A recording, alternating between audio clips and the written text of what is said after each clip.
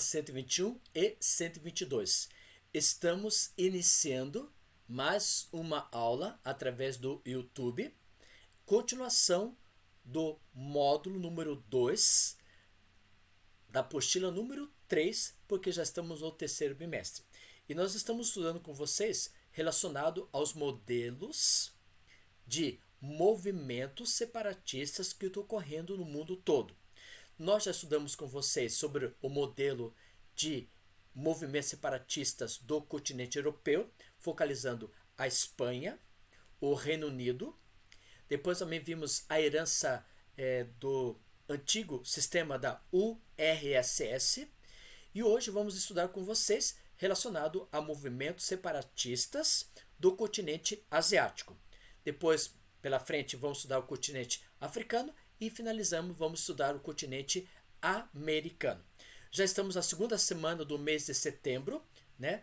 Eu acho que vocês aproveitaram, curtiram bem o feriado do dia 7 de setembro, dia 8, e estamos então iniciando essa aula do dia 9 e do dia 10, né, conforme a sua turma, para as atividades do movimento separatistas do continente asiático.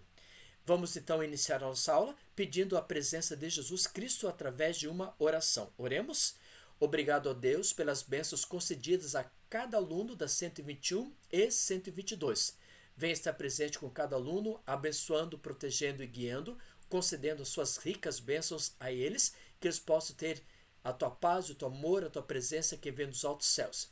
Venha nos iluminar a nossa mente e possamos entender o assunto que vai ser explicado nesse dia. Em teu nome que te pedimos, em Jesus Cristo, nosso Salvador. Amém. Turma, 121 e 122, eu quero parabenizar os alunos que estão realizando as suas atividades, que foi do mês de agosto, relacionado ao módulo número 1. Você pode observar, quem entrou lá no dia 24 de agosto para a turma 122 e 25 de agosto para a turma 121, pode observar na plataforma do Eclass, lá no roteiro, tem a nota do aluno, que nota ele tirou. Se ele tirou 0, se tirou 7 ou tirou 10. Né? E o tirou 0 porque o aluno não apresentou nada, fez outras atividades que não tem acompanhando. Gente, vocês são do segundo ano, segundo médio. Vocês não precisam falar, isso tal. Vocês estão acompanhando os vídeos através das lives, dos YouTubes ou do meu canal. E também do roteiro da plataforma Eclass. Tudo está bem especificado. Quais são as atividades que deverão ser entregues. Agora, para o mês de setembro, no dia 14, para 122, e 15 de setembro para a turma 121, é a entrega do módulo número 2. Aí você vai dizer, professor, ainda nós não terminamos o módulo 2. Não tem problema, porque você vai fazer as atividades avaliativas do mês de setembro, repetindo, dia 14 de setembro para a turma 122, 15 de setembro para a turma 121. E o que é para você realizar? Estou pegando aqui a apostila só para mostrar quais são as páginas que você deverá fazer as atividades. E as atividades estão aqui, ó. Olha só as atividades que elas estão na página 44. Olha, ó, 44, mostrando aqui, ó. Olha, 45. Depois você tem 46, 47, né? E a página número 48. Essas são as atividades que você irá fazer para o mês de setembro. Repetindo, dia 14, turma 122. Dia 15 de setembro, turma 121. Das páginas que foi mostrada para você na sua apostila, tá? Apostila número 3, apostila número 3, ok? Então vamos acompanhar comigo, fazendo essas atividades para você ter nota para o mês de setembro. Parabéns para quem está com o mês de agosto com nota 10 nas suas atividades entregues. Vamos continuar o nosso assunto. Hoje, né, essa semana do 9 a 10 de setembro de 2020, nós estamos estudando com vocês relacionado aos movimentos, né, movimento separatista do continente asiático. E quais são esses movimentos separatistas que nós temos no dia a dia, né? Quando nós falamos para você, nós falamos o seguinte, lá na página número 30, na página 30 da sua apostila, página 30, bem aqui assim, ó, nesse texto, nós falamos que esses movimentos separatistas, eles podem ocorrer através do quê? Para algumas dessas nações aonde? Ou do continente europeu, que já estudamos, e agora do continente asiático, essas diferenças estão relacionadas às questões como idioma, a língua, os costumes, a religião. Esses 3 pontos são os 3 pontos importantes para essa diferenciação, para esse movimento de separação de um país e formando um novo país. Então, na página 30, você já grifou numa dessas aulas que nós já falamos, que é idiomas, costumes e religião. A mesma coisa vai acontecer para o continente asiático, que nós vamos estudar agora. Também ocorre o idioma, costume, religião e, além do mais, desses 3 citados que eu acabei de citar para vocês, nós vamos ter na página número 35 da sua apostila questões voltadas à questão política e administrativa. Então, nós vamos ver com vocês isso. Pegue a sua apostila número 3, página 35, 36 e 37 para acompanhar o assunto que nós vamos conversar com vocês nesse dia, ok? Então vamos lá? Diz o seguinte. Primeiro que nós vamos citar para vocês é o Tibete. E o Tibete, você pode observar que o Tibete está localizado sobre um planalto de mesmo nome, ou seja, o planalto do Tibete. É uma região plana, uma região muito rica, uma região fértil demais, né? Só que lá, nessa região do planalto do Tibete, essa história é uma história bem milenar, porque nós temos várias dinastias que comandaram e comandam até o prezado momento. Por exemplo, essa dinastia, nós vamos ter o comandante o que vai cuidar, que vai liderar, é chamado Dalai Lama. Esse Dalai Lama, ele tem o número 1 até o 13º que nós estamos atualmente, né? E esse Dalai Lama, ele é considerado para a população que vive nessa região do Planalto do Tibete, no país do Tibete, nós temos como Dalai Lama como sendo líder espiritual e chefe de governo. E expulsou representantes chineses e tropas militares e ocuparam a região do Tibete. Então esse Dalai Lama, além de ser líder espiritual, além de ser chefe de governo, ele expulsou representantes chineses e as tropas militares que ocupavam o Tibete.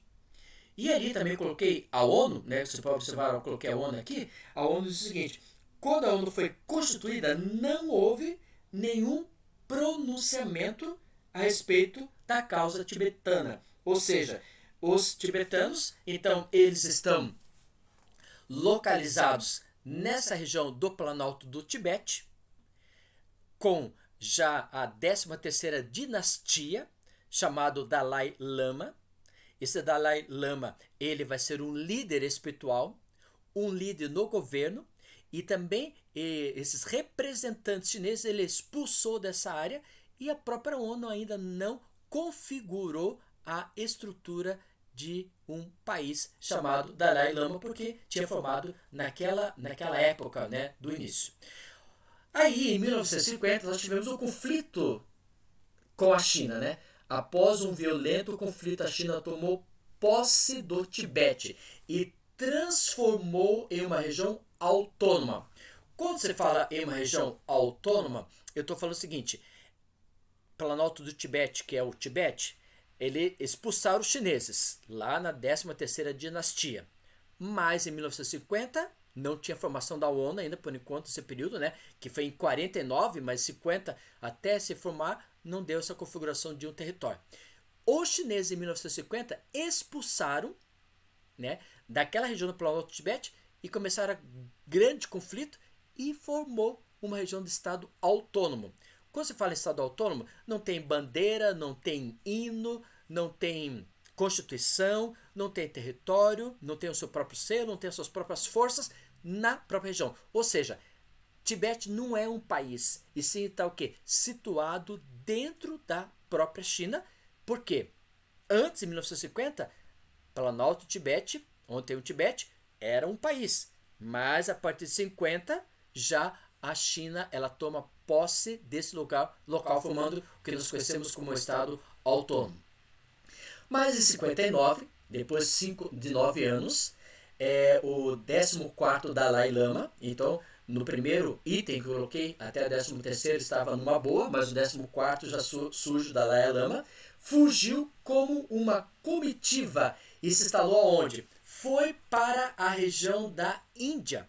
Então esse Dalai Lama, o 14º, o governo espiritual, o governo que vai controlar todo o espaço do Planalto Tibete, viu que não tinha mais circunstâncias de ser dominado pelos chineses, fez o quê? Então vamos abandonar essa área, pegou os seus ministros, fez a sua comitiva e os seus adeptos da religião, o budismo, deles a religião budismo tibetano, né? Aqueles que usam aquelas roupas laranja, e partiram para a Índia. Chegando na Índia, lógico o que aconteceu. Eles pediram um asilo, um exílio local de ter a sua própria proteção. E na Índia, a China não poderia fazer nada com Dalai Lama. Por quê? Dalai Lama pediu um exílio político num espaço da Índia. E lá ele foi. Isso depois de 9 anos, quando a China começou a trabalhar de 1950 até 1959, formando então esse Estado autônomo. Agora, qual o interesse tão grande da China relacionado a essa região? A China observa-se com muito interesse essa localidade, porque temos ali águas, e essas águas são que do degelo da cordilheira do Himalaia, e também tem muita mineração. E aí faz o quê? Esse espaço faz com que a China quer ficar com essa região do Planalto do Tibete por ser rica em água para a atividade da agricultura, a atividade da pecuária e também por ser uma região rica em minerais. Bom, a China, agora o que acontece? A China, nesse processo todo, ela não favorece o budismo. Por quê? A China, como nós já vimos, eles não aceitam nenhuma questão religiosa. Então, eles são contra a questão de religião. Como o Planalto Tibete, onde tínhamos o Tibete, onde tínhamos Dalai Lama, ele era um líder espiritual e líder do governo, eles têm a religião chamada o budismo tibetano. Só que quando Dalai Lama, o 14º, ele foge para a Índia para pedir refúgio político, exilação para essa região, o que aconteceu? A China, vendo essa saída do 14º dinastia, ele fala o seguinte: querem ficar essa população aqui no local do Planalto Tibete? Pode ficar, mas nós não iremos favorecer qualquer questão religiosa, no caso o budismo tibetano. E também, o que mais ele colocou? Nós não, em qualquer parte da cidade, ou qualquer parte da casa, ou qualquer parte da estrutura física do Planalto do Tibete, onde está o Tibete, nós não queremos foto do Dalai Lama, o 14º. Então, o governo proibiu. Então, foi o seguinte: vocês querem ficar no Planalto do Tibete? Pode ficar numa boa aí. Já que não tem mais o 14º Dalai Lama, que fugiu para a Índia, então vocês poderão ficar nesse território. Mas, com exceção, nós não queremos nenhuma atividade religiosa, budismo tibetano, e também não queremos ter foto dele espalhada pela a localidade. Isso fez com que os chineses agradassem um grupo, e a China ficou feliz porque tem essa ideia de explorar grande quantidade de água e os minerais. Agora, a China faz o quê, né? O que a China vai fazer, então, nesse período? A China faz o seguinte: bom, vamos, então, encher o Planalto do Tibete, o Tibete, de pessoas que são o quê? De origem chinesa. Então, vamos promover uma migração de jovens chineses para ir para o Tibete. E dessa forma, vamos fazer o quê? Nós vamos acabar com a cultura budista tibetana nessa região. Indochineses, os chineses têm a sua cultura, não tem religião, né? Tem a sua língua, os seus costumes, e nós vamos acabar com essa estrutura da região do Planalto do Tibete, dos tibetanos. E assim, ele fez o quê? Os chineses, o governo chinês, quer dizer, ele promoveu essa migração de jovens. Jovens para ir fazer o quê? Para trabalhar, para estudar, para formar uma cultura, ou seja, espalhar o grupo chinês no Planalto do Tibetanos. E há alguns anos, né, como foi citado, e a China vem incentivando a migração de jovens chineses para o Tibete, com a proposta de salários maiores, né? E o objetivo é quebrar a resistência dos tibetanos budistas à invasão da China. Como consequência do aumento populacional de outras etnias no Tibete, a arquitetura característica da região está sendo o quê? Modificada. Você sabe que no Planalto do Tibete nós vamos ter uma consistência de edificações de arquitetura voltado para a cultura dos tibetanos, principalmente do budismo. Mas com a entrada dos chineses, os chineses começaram a quê?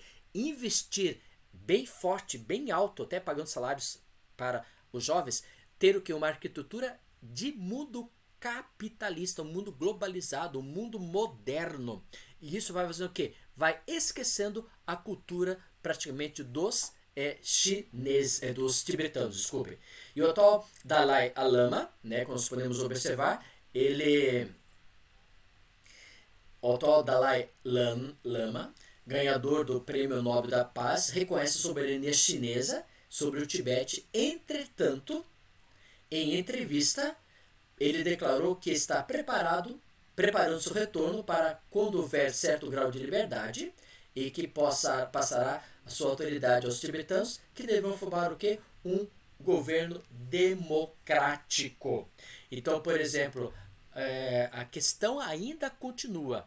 Dalai Lama está esperando da Índia, quando os chineses tiverem um pouco de abertura para os tibetanos voltam para ter um Estado democrático e não um Estado socialista controlado pelo mundo chinês.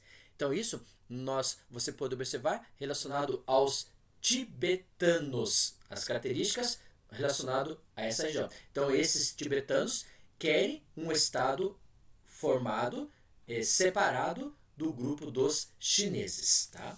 Agora, olha só, Tibete aqui, né? O atual Dalai Lama, hoje eu tive sorte, acordei e estou vivo. Tenha essa vida valiosa e não a desperdiçarei.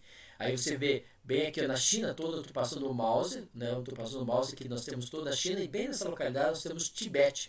E Lhasa, essa cidade muito moderna deles, pela estrutura, né, que os chineses vão reestruturando essa localidade. Ainda é uma questão de religião, budismo, né, tibetano. Mas Dalai Lama falou, se conseguir liberdade outra vez voltar para essa região, ele vai formar um Estado democrático. Como você pode observar, um certo grau de liberdade lá na página número 35, na primeira coluna, última linha, com relação aos tibetanos. Então, o Tibete é uma região, como você pode observar, que eles querem formar o seu próprio país, sair da China.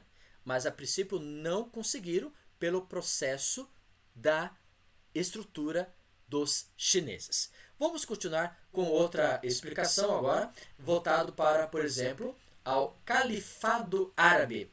O final do século XX e o início do século XXI, nós tivemos o quê? Ondas de atentados. E esses atentados ao redor do mundo nós podemos observar, principalmente lá em Nova York, situado a Torres Gêmeas do World Trade Center, em Nova York. Em resposta à onda de violência, os Estados Unidos declararam o quê?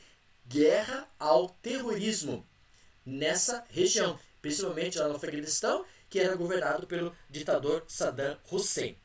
E em 2006, o que acontece? O Estado Islâmico, 2006, o Estado Islâmico, proveniente de um grupo monoteísta,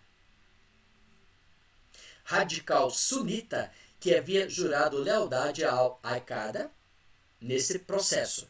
E aí nós temos o seguinte, Em 2010, o governo dos Estados Unidos anunciou que suas tropas seriam retiradas da onde? Desse local, né? E em 2013, aproveitando a situação, o Estado Islâmico avançou e passou a dominar importantes cidades na região do formando-se esse lado do Estado Islâmico. Na Primavera Árabe, em 2011, que você pode observar lá na página número 35, o ano 2011 marcou o início da primavera e vários protestos ocorreram nesses vários países islâmicos nessas regiões por causa de ditaduras militares. E tais processos nós podemos observar que ocorreu lá na Tunísia, né, que foram sempre o quê? Governos ditatoriais militares que ficaram mais de 30 anos no poder e que não dava liberdade de expressão para a população. E tudo isso, muitas vezes, voltado para a questão monoteísta radical sunita. Dia 29 de junho de 2014, o que aconteceu? O Estado Califado, você pode observar lá na página número 36, quem tiver o seu livro, a sua apostila, você pode observar bem aqui, ó, na apostila, esse mapa do Estado de Califado. E ali nós temos o quê? Algumas, um contexto para que Abu Bakr al-Baghdadi declarou a formação de um califado em um território compreendido entre a Síria e o Iraque. E aí formando então esse estado que nós conhecemos como Estado Califado. E esse estado aí o que promove o quê? Promove atualmente as ações do grupo terroristas e separatistas não ficam restritas apenas ao Oriente Médio, mas propagam-se o quê? Por outros países, nas quais praticam atentados terroristas, entre eles nós vamos ter na França, nos Estados Unidos e na Alemanha. E por meio da internet que conquistam novos adeptos ou soldados, como costumam chamar seus militares, né? Seus próprios militares. Então você pode observar que eles estão envolvidos no mundo todo praticamente, e é como alguns países como a Alemanha, né? Até os próprios Estados Unidos nós temos essa formação do califado árabe. E o que é um califado árabe? Califado árabe é um sistema de governo islâmico que surgiu após a morte de Maomé. Só que essa morte de Maomé faz muitos anos que já faleceu Maomé. Alguns dizem, né, pelo contexto histórico, que quando teve na Bíblia Sagrada, para o mundo judaico e para o mundo cristão que nós temos a Bíblia, nós temos a presença de Moisés. E dizem, o contexto deles, que Maomé conheceu Moisés nesse período. Moisés tirou o povo israelita da terra do Egito e levou para a terra prometida, e Maomé então é essa configuração que conheceu esse período Moisés, conforme o contexto do mundo deles. Então o califado árabe é aquele sistema governo islâmico que surgiu após a morte de Maomé. Até hoje eles estão querendo que ter um território, um país de liberdade religiosa, porque eles estão situados em vários grupos, conforme nós vimos lá na apostila, entre a Síria e o Iraque, né? Síria e o Iraque ainda é o espaço, então eles não têm um território fixo, eles são aclopados em dois grandes países, e esses grandes dois países vai dar toda essa confusão. E você pode observar nessa aqui, ó, nessa figura aqui, o grande campo de concentração que temos os refugiados na Síria, dos sírios na Jordânia, né? Então isso é a grande configuração que o califado árabe, em vez de ir na paz, ele vai o quê? Na questão de terrorismo, matar as pessoas, como fez lá em Nova York, derrubando as Torres Gêmeas, também na Espanha, com relação aos trens ferroviários, e parte muito eles na internet espalhando esse terrorismo. Aqui no Brasil, lá no MASP, na Avenida Paulista, São Paulo, eles também queriam trabalhar com essa estrutura, só que o governo brasileiro fez o seguinte: vocês querem ir para o Brasil para ajudar a nível econômico ou para destruir? Se for para destruir, as portas estão fechadas para vocês aqui no Brasil, no caso o Califado Árabe, ok? Vamos ao próximo agora. Aqui você pode observar eles, né, como são essa estrutura. Olha só, os países que nós temos que são formados nesse atual aqui, ó. Nós temos o que está, olha, eles têm aqui na Andaluz, seria um estado da Espanha, né? Temos a região do Maghreb, né? Temos aqui a terra que está situado na região norte do Egito, a Península Arábica, toda essa região aqui, por exemplo, do Afeganistão, Cazaquistão. Então você está vendo o nome dessas regiões que está em branco, você pode observar, são os nomes de novas áreas que eles querem formar esse califado árabe. E olha só a presença deles, como eles estão, né? E a presença indo para conquistar novas regiões. Já na página número 36 da apostila, no segunda coluna, nós temos, a partir de 1916, nós tivemos alguns acordos, né, com relação aos curdos. E o primeiro acordo, 1916, a Inglaterra e a França, por meio do acordo Sykes-Picot, dividiram o Oriente Médio, traçando os limites entre países que não existiam até então, que ficaram sob sua tutela.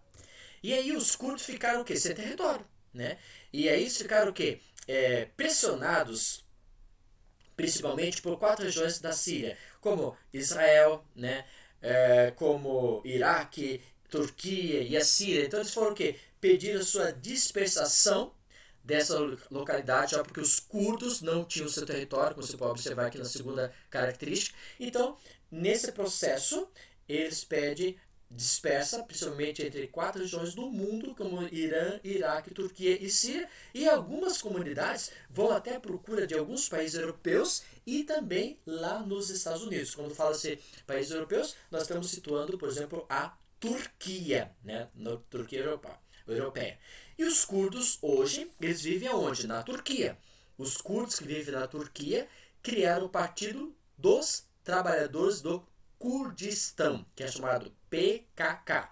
E esse partido tornou-se um grupo terrorista, pois pratica atentados nas maiores cidades da Turquia, procurando chamar a atenção do governo turco e do mundo para sua causa, ou seja, a luta pela criação de um Estado curdo. Né? Estão criando isso aí. E a capital curda, no Iraque, pelo menos tem um espaço físico lá, esse espaço físico em Erbil, né? Esse é local que eles consideram como sendo uma região, porque eles, como foi citado, eles, quando os curdos, eles foram dispersos para o mundo e foram para o Irã, foram para o Iraque, Turquia, Síria, até para os próprios Estados Unidos.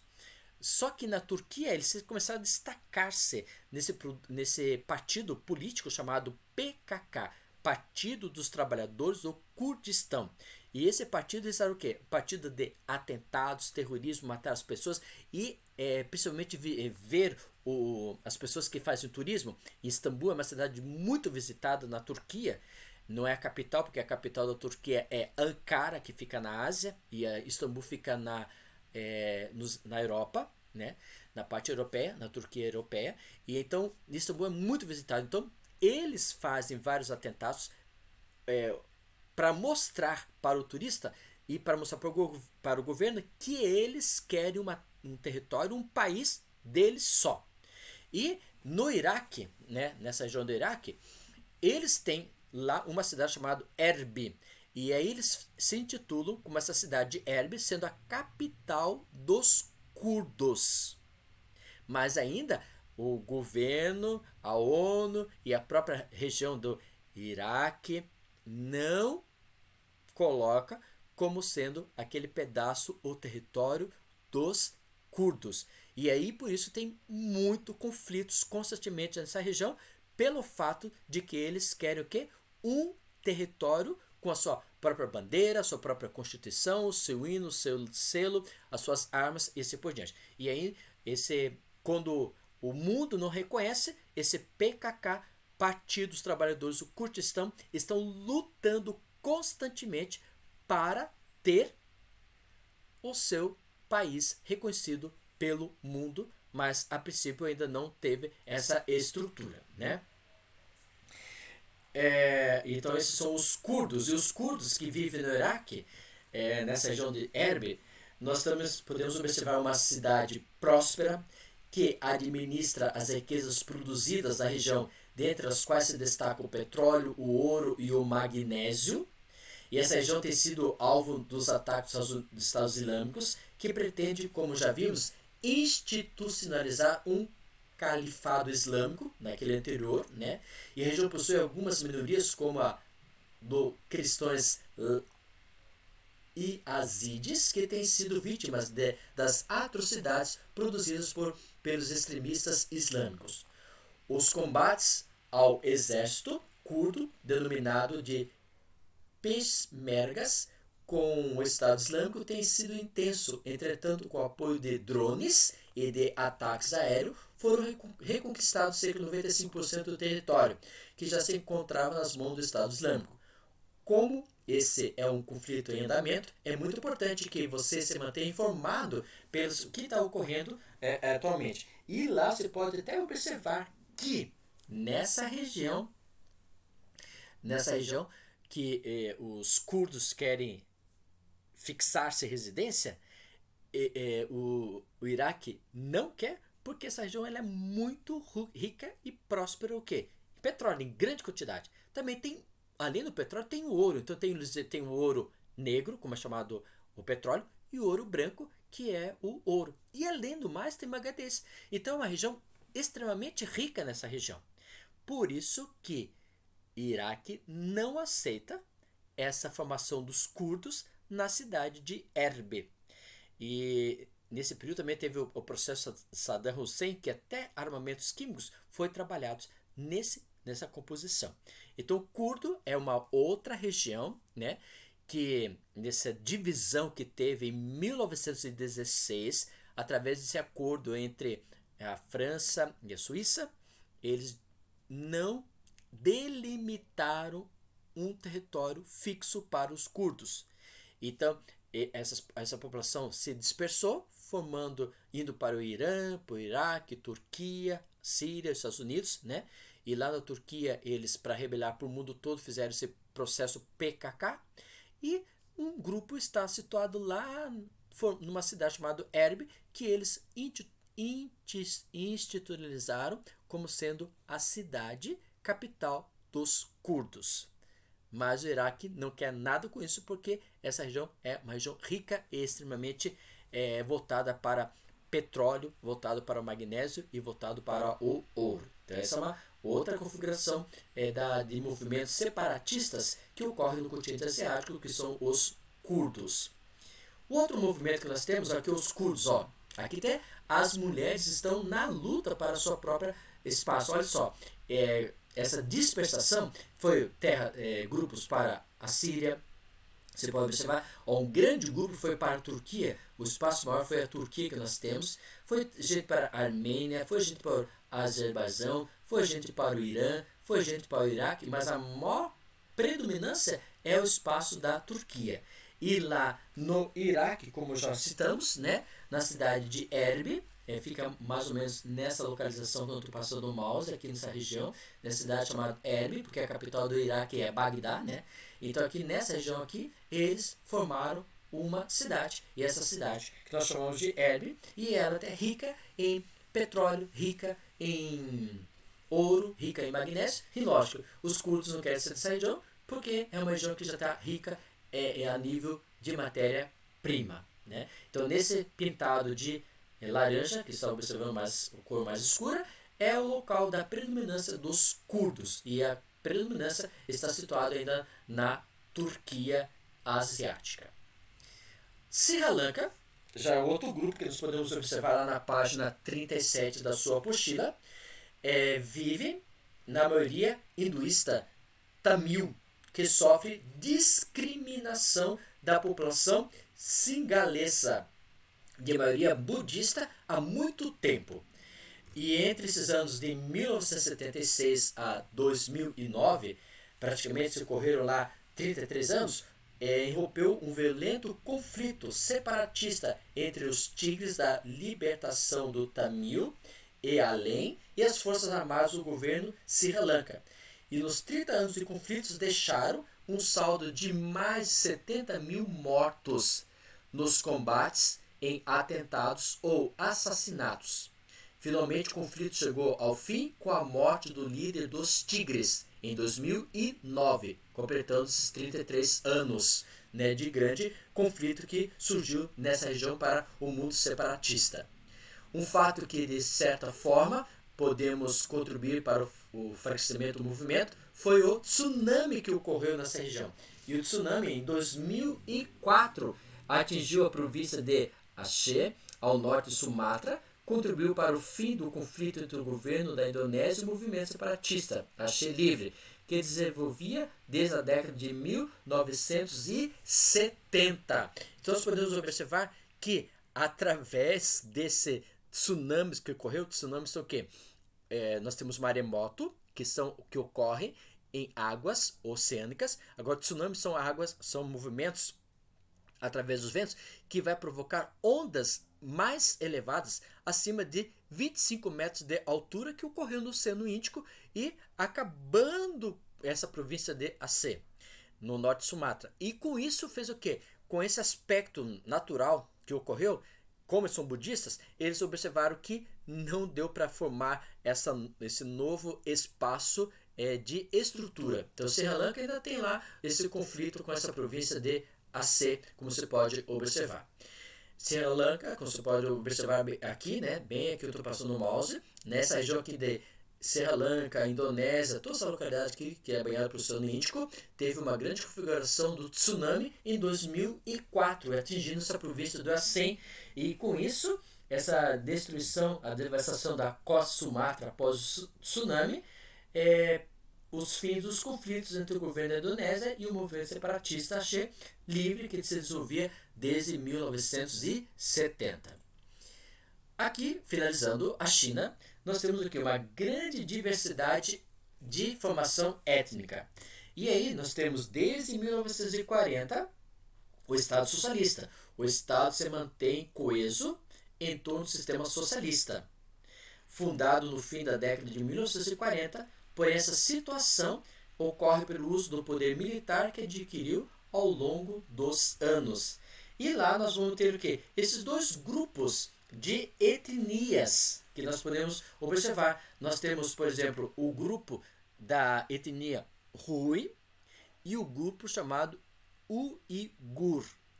Todos são o quê? Adeptos ao mundo islâmico. E já vimos que na China eles são contra as atividades religiosas.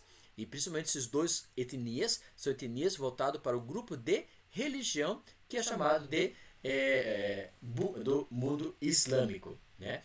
E aí nós podemos observar que Hui, na cidade de uma região autônoma, e o grupo Uigur, o outro grupo de adeptos islâmicos. Aí nós podemos observar que o governo chinês ele impôs severas normas para todas as atividades religiosas. Assim, com relação à religião islâmica, proibiu as práticas do Ramadã e o uso de barba longa, acabando com essa estrutura. No entanto, essa severidade tem provocado fuga de grande número de pessoas do país, favorecendo seu alistamento nas fileiras de grupos radicais como o Estado Islâmico, e formam, desse modo, o que o governo chinês costuma chamar de grupos separatistas exilados, que promovem ataques terroristas em seu território, vitimando assim várias pessoas. Na China, então, nós podemos observar que nós temos o Planalto do Tibete, e temos esses dois grupos que estudamos agora no final, que é o grupo do Hui e o Uigur, que são essas etnias que são voltadas para a questão dos adeptos islâmicos, principalmente o grupo chamado Uigur, da região autônoma, que são adeptos do islâmico, né? E então isso faz com que eles querem formar uma nova região, esse Uigur, voltado para o contexto da China. Então aqui você pode ver o Hui, o Hui nessa região aqui, e aqui nós vemos o Uigur, que é o espaço voltado do mundo islâmico para a sua desmembramento dessa região. Na página 38 você vai ter essa resposta para você copiar, vou dar um tempinho, página número 38, número 5. Então, coloca-se a resposta como: a repreensão particularmente a grupos minoritários formados por populações islâmicas tem levado muitos chineses a fugir do país, como vimos naquele grupo, e a ingressar na fileira do Estado Islâmico. E o governo chinês acusa tais pessoas de promover o quê? Ataques terroristas em seu país. Ataques esses que já vitimaram muitos. Então a pergunta da página número 5 diz o seguinte: a China, país de dois sistemas, sistema o quê? Socialista e sistema capitalista, conseguiu um rápido desenvolvimento econômico. Você sabe que o desenvolvimento da China está crescendo cada vez mais, e principalmente essa pandemia que está ocorrendo atualmente, a China está se destacando a nível econômico, ultrapassando vários outros países. É isso que ela queria, mais ou menos esse contexto, né? Pois se tornou uma economia de mercado, que é uma economia chamada de globalização. Entretanto, se por um lado da abertura ao capital externo deu resultados positivos, por outro lado, sua política interna continua muito fechada. Explique essa repreensão à liberdade da expressão e das práticas religiosas para incentivar vários grupos e práticas terroristas e separatistas. E aí você tem essa resposta que eu coloquei no quadro da página 38, o número 5, que é a repressão particularmente aos grupos minoritários formados por populações islâmicas tem elevado muitos chineses a fugir do país e ingressar nas fileiras dos Estados Islâmicos. E o governo chinês acusa tais pessoas de promover ataques terroristas em seu país, ataques esses que já vitimaram muita gente nesse processo. Pergunta número 6, da página número 38, você tem a resposta, que é a resposta número 38, do Estado Islâmico, caracteriza-se, entre outros aspectos, pela defesa do militarismo, para a expansão do fundamentalismo islâmico e a prática associada ao jihadismo. Como nós estudamos, né, eles provocaram essa derrubada das Torres Gêmeas, o WTC, dia 11 de setembro de 2001, e por meio dessa oposição, o governo norte-americano busca salvaguardar seus interesses na exploração e no comércio de petróleo e nos direitos humanos democráticos mundiais. E a resposta da número 7 é a letra E. Então aí nós respondemos. Aí você vai falar qual a atividade para o mês de setembro. As atividades do mês de setembro, conforme eu já falei, são as atividades lá da página número 44, página 44, em diante, 44, 45, 46, 47, 48. São questões de marcar X. E aqui já dei para vocês as questões de solução das questões abertas. Próxima aula vamos falar sobre a página 39 e 41, sobre o continente africano. Você vai lendo essas páginas para entender esse contexto, como já falamos na página 30, que é a questão, por exemplo, da cultura, do costume, da religião e da parte administrativa. Como hoje nós vimos, principalmente na parte do continente asiático, nós vimos que a questão predominante é religião, como nós vimos no Califado, no Curto, que é muita religião, Sri Lanka, na China. Todos os pontos que nós estudamos hoje, movimentos separatistas, estão envolvidos por questões religiosas, ou do mundo budista, né, ou do mundo chamado islâmico. Então você vê lá que na Europa nós estudamos que eram movimentos de costume, de língua, né, da própria administração, e aqui nós vemos as religiões.